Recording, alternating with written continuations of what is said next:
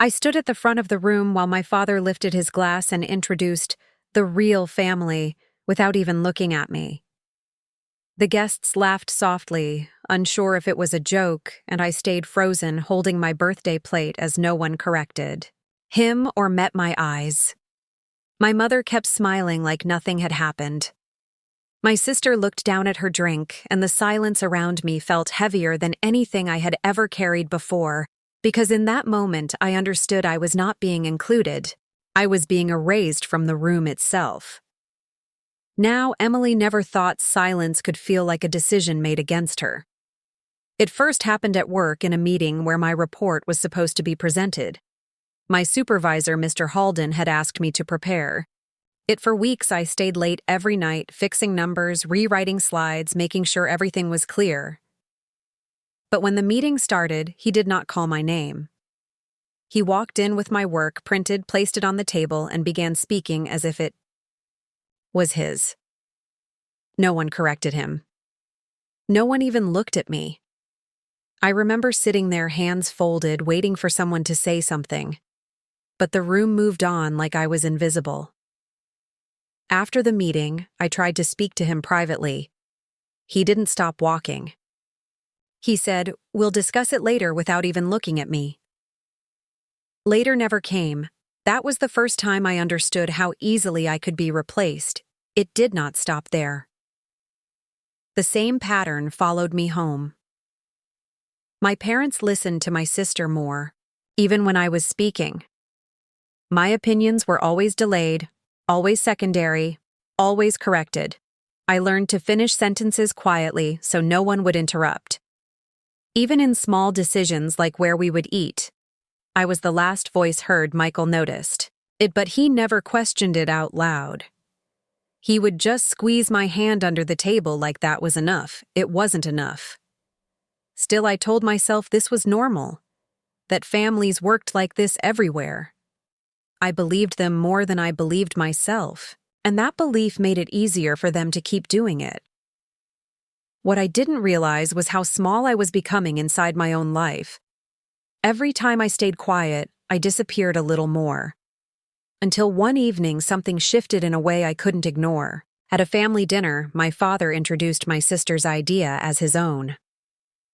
When I tried to correct him, he raised his hand without even looking at me, and the conversation moved on. That was the moment I stopped speaking in my own home. No one noticed my silence.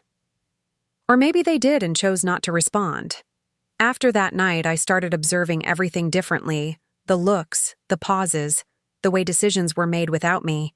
It became clear that I was included only when convenient and excluded the rest of the time. Michael asked me once if I was okay. I told him I was just tired, because I didn't know how to explain what I was seeing, or maybe I was afraid it would sound like I was complaining. So I stayed quiet again, but quiet doesn't mean unhurt. It just means no one is listening yet. And I was starting to understand that difference too well. Every dinner, every conversation, every decision repeated the same message. You are not the one they consider.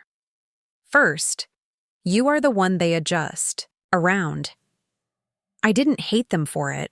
I just stopped expecting to matter. That was the beginning of something I didn't have a name for yet. But I felt it changing me slowly. I became quieter in rooms I used to speak freely in. I started watching instead of participating. And no one asked why. That silence became normal for them. But for me, it was the loudest thing in my life. That was the moment I realized belonging is not always taken away loudly. Sometimes it disappears quietly while everyone pretends. Nothing has changed at all. I could no longer ignore what was happening inside me. It took me time to admit that what I felt was not new, only clearer. The more I paid attention, the more I saw the same pattern repeating in different shapes. At home, my sister's voice always landed first. At work, my ideas were always repeated by someone else before they became valid. Even among friends, I was the one who adjusted plans, softened opinions, and made space for others without asking for the same. In return, I started noticing how often I apologized for speaking even when I had done nothing wrong. It became automatic, like breathing. Michael once asked why I always said sorry. So quickly I smiled and told him it was habit. But deep down, I knew it was something else. It was preparation for being dismissed. The realization didn't arrive all at once. It came in fragments, a sentence cut off midway, a suggestion ignored until someone else repeated it louder, a decision announced after I had already been left out of it. Each moment felt small, but together they built something heavy inside me. I began to understand that I had been trained to step aside without being asked, not through cruelty, but through repetition. No one ever told me I didn't matter. They simply acted like I mattered, slightly less. One night I stayed late at work again. The office was empty except for the cleaning staff. My report was on my screen, the same one that had been presented without my name. I looked at it for a long time, waiting to feel anger. But what I felt instead was distance. As if the work belonged to someone else now. That was new. I didn't cry. I didn't even feel surprised. I just closed the laptop and went home. At home, the same rhythm. Continued, my mother asked my sister about her day before she even looked at me. Dinner conversations moved around me like I was part of the furniture. I tried speaking once, just once, about something that mattered to me. My father responded without turning his head, shifting the topic within seconds. No one noticed how I stopped trying after that. Or maybe they noticed and preferred it that way. Michael saw more than others. He always did. One evening he said he felt like I was disappearing in front of him. I laughed it off, told him he was imagining things. But later that night I stood in front of the mirror for a long time. I tried to see what he meant. I didn't look different, but I felt different. Like my presence was thinner than before. The most painful part was realizing that nothing had to be openly taken from me. It was just never fully given space, attention, credit, even silence when I needed it. Everything was distributed unevenly in ways that looked normal from the outside, and because it looked normal, I convinced myself it was. I remember one afternoon when my sister interrupted me again during a conversation with my mother. I stopped speaking halfway through my sentence. Not because I forgot what I wanted to say, but because I already knew it would not land anywhere important. My mother didn't even notice the silence. She just nodded along with my sister instead. That was when something inside me shifted more permanently. I stopped competing for attention. I was never meant to hold for long. I stopped trying to correct misunderstandings. I stopped explaining myself twice. Slowly, I began to withdraw without announcing it, and yet life continued as if nothing had changed. The moment everything changed did not look dramatic at first. It looked like another ordinary evening at home, the kind I had lived through countless times without question. My father was already speaking before I fully entered the room, his voice steady in the way that always made it clear. The conversation did not need to wait for me. My sister sat closest to him, responding quickly, finishing his thoughts before he even completed them.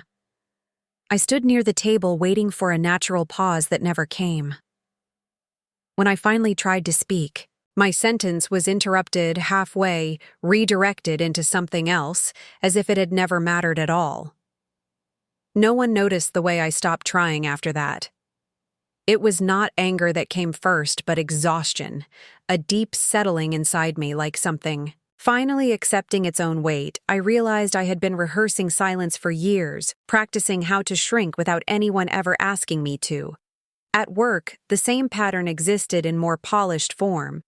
My ideas were heard, but not held spoken again. Later, by someone else with more confidence, and suddenly they became valuable. I learned to stay quiet in meetings, unless directly called on, because speaking without invitation only reminded me of how easily I could be overlooked. The worst part was not being ignored, but how natural it had started to feel. Even Michael noticed changes, though. He never pressed too hard, only asking gentle questions. I was not ready to answer. I told him I was tired because it was easier than explaining that. I no longer knew how to take up space in rooms I had always belonged to. One evening, something happened that did not feel loud, but it felt final in a way I could not ignore. My father introduced my sister's proposal as his own idea in front of relatives, and when I corrected him quietly, he raised his hand without even looking at me, signaling that I should stop speaking. The room continued as if nothing had happened, and that silence around me felt heavier than any argument could have. I did not argue, I did not repeat myself. I simply stopped speaking from that point forward. No one asked why, or maybe they already knew and preferred the convenience of my silence. At first I thought silence would hurt me less, but instead, it made everything clearer. I could see who reached for me and who did not, who corrected me and who erased me without hesitation. The realization did not break me loudly, it reshaped me quietly. I stopped asking to be included, stopped repeating myself, stopped waiting for moments that never came. And for the first time I understood that being unseen by others begins long before you notice it yourself. I began to observe everything more carefully, not to react, but to understand the shape of my own absence in places I thought I belonged. Even simple conversations revealed patterns I had ignored for years. My sister was always responded to. First, my words always required confirmation before acceptance. I did not confront it, I simply witnessed.